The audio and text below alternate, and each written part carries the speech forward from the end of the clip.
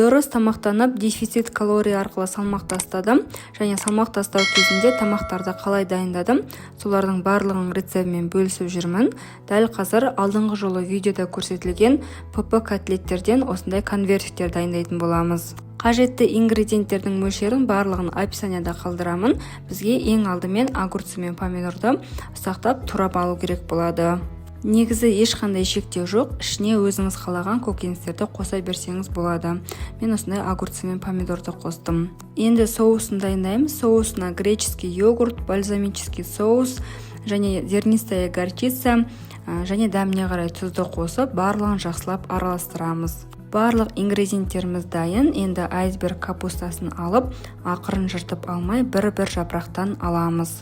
Жаңа айтқанымдай, менде бұл жерде бауырдан котлет болады.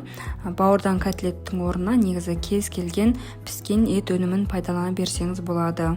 Айсберг жапырағының ішіне барлық ингредиенттерімізді салып, соусты қосып, жапырақты жыртып алмай, ақырын ыңғайына келтіріп орайтын боламыз. Барлық жапырақтарды дәл осылай ішіне барлық ингредиенттерді салып, ақырын жыртып алмай, орап шығатын боламыз. Бұндай конверттерді мен таңғы асқа немесе полдникқа жегенді өте ұнатамын. Өте жеңіл әрі пайдалы таңғы ас немесе полдник болады. Дәмді әрі жеңіл, ерекше бірдеңе жегіңіз келген кезде осындай конверттер дайындауды ұсынамын. Егер сізге менің рецептім ұнаса, лайк басып, комментарий жазып, менің каналыма тіркелуді ұмытпаңыз. Сондай-ақ сізге дұрыс тамақтану, салмақ тастау жайлы қызық болса, міндетті түрде менің каналыма тіркеліп алыңыз. Мен салмақ тастау кезінде ПП рецепттерді қалай дайындадым, солардың барлығының рецептімен бөлісетін боламын.